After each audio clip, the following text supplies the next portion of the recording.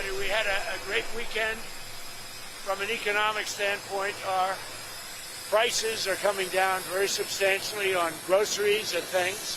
They're already at a much lower level than they were with the last administration. And we worked on it this weekend, and you're going to see some of the items that were a little bit higher. They were lower than the last administration, but a little bit higher. We're going to have some little price reductions, and in some cases, some pretty good ones. They used the affordability word. The affordability is much, much better with this. And again, I go to Walmart and other companies, and in every case, it's about 25%. That a meal, a Thanksgiving meal and surroundings are 25% lower than it was under the Biden administration. That's a big fact. And that comes from Walmart and others that do that. Okay? Any questions? Any update on Venezuela, Mr. President? On Venezuela, update? No update on Venezuela. The designation of that cartel associated with Maduro, does that mean that the U.S. government can target Maduro's assets or infrastructure inside Venezuela? It allows us to do that, but we haven't said we're going to do that.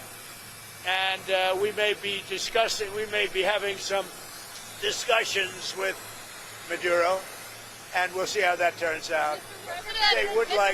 They would like to talk. Mr. President, Representative Massey says he's concerned that the F-Steam probe you are calling for could be a smokescreen to block the release of more files. Is that the case? Well, I don't want to talk about it because fake news like you're a terrible reporter, and fake news like you, they just keep bringing that up to deflect from the tremendous success of the Trump administration. So a guy like Massey, his poll numbers are showing he's at 6% approval rating right now. And we call him Rand Paul Jr. because he never votes for the Republican Party. So they're using Jeffrey Epstein as a deflection from the tremendous success that we're having as a party. Mr. President, on Venezuela, you said they want to talk. You said Venezuela wants to talk. What does that mean? Venezuela would like to talk. What does it mean? You tell me. I don't know. You want to talk to them? I talk to anybody. I talk to you, right? I talk to anybody. We'll see what happens. Green says her life could be at danger because of the rhetoric. Her life is in danger? Who's that? Marjorie Taylor Greene, she says. Marjorie Trader Greene. I don't think her life is in danger. Frankly, I don't think anybody cares about her. Okay, what about affordability of health care? Are you negotiating with lawmakers on health care ahead of a vote next I am. We're negotiating with lawmakers, and I've had personal talks with some Democrats. I can't tell you who they are. I just don't want to do that. It's not fair to them. About paying large amounts of dollars back to the people. You know, this was my idea. It came up during that. You know, oftentimes under times of stress, like the shutdown, you come up with great ideas that you wouldn't have thought of before. The insurance companies are making a fortune. Their stock is up over 1,000% over a short period of time. They are taking in hundreds of billions of dollars, and they're not really putting it back, certainly not like they should.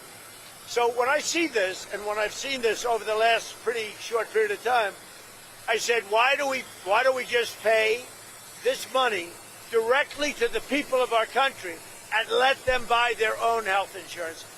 And you know, I made that statement, and I made it a little bit cavalierly, but it sounded good. And everybody has picked up, including Democrats. And I am talking to some Democrats right now about doing that. People love it. We're going to take the money, well, if it gets approved, we're going to take the money, we're going to pay it back to the people of our country to go out and buy health insurance. Now, they can put it in a health account. We can do it a lot of different ways. But they buy their own health insurance. They can negotiate price. And it's going to be locked so they can't go out and buy a Cadillac.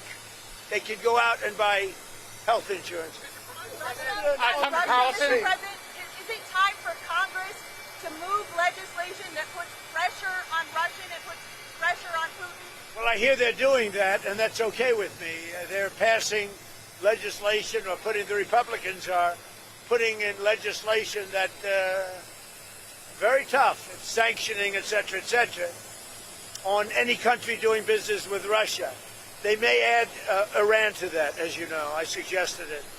So any country that does business with Russia will be very severely sanctioned. We may add Iran to the formula, yeah. Mr. President, Tucker Carlson recently had a friendly interview with anti-Semite Nick Fuentes. Tucker Carlson. What role do you think Tucker Carlson should play in the Republican Party and the conservative movement going forward? Well, I found him to be good. I mean, he said good things about me over the years. I think he's good. We've had some good interviews.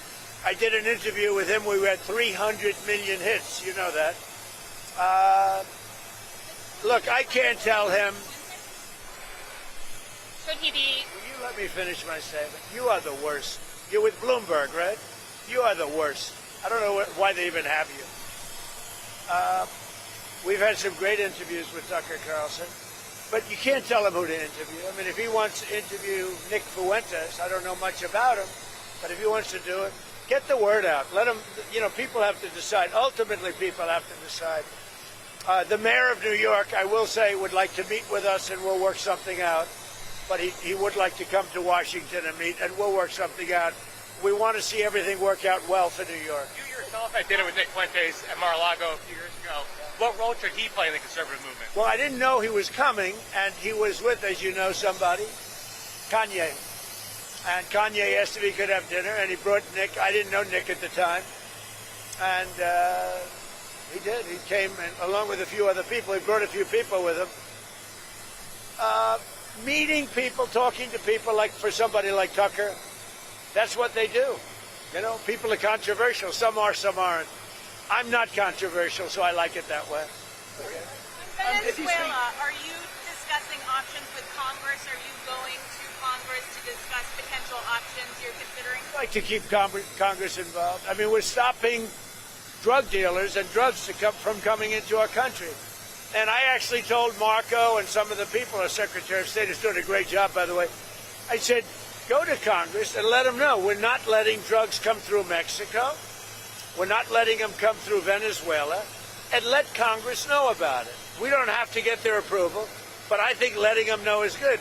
The only thing I don't want them to do is leak information that's very important and confidential and may put our military at risk, or whoever is doing, CIA, military, etc. But I did say, I said, go and see Congress, see the representatives that we're supposed to be seeing, and be open about it. If they say, we don't want you to stop drugs from coming into the country, I don't think that would be good, yes. Are any other countries committed to helping the U.S. with Venezuela, or is all our actions still... Yeah, we have great support because it's all about drugs.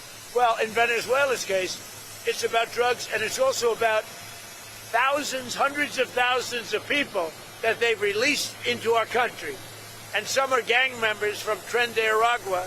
Some are many are drug dealers. Some are murderers. So in the case of Venezuela, it's the prison population. Their almost entire prison population was released into the United States. You know what that means? Their prison population was released into the United States. And we're getting it out. We're doing an amazing job. We have a strong border now. We have everything. Our country's doing so well. But what the Biden administration did to our country should never be forgotten. And the single worst thing they did is allow 20 or 25 million people to pour into our country. People from prisons, drug dealers, mental institutions, bad people, gang members, to allow that to happen to the United States, totally unchecked and unvetted, should never be forgotten. What they've done to our country is a very big thing. But we are correcting it. We have strong borders now. We have a great economy. The prices are coming down. The Democrats like to use the word affordability, but their affordability was terrible. The problem with the Democrats, they lie. They do it so well. They talk about affordability. But I'm the one that's getting the prices down. As an example, they had the highest inflation in the history of our country. I have it down now to a normal level, and it's going down further. Thank you very much, everybody.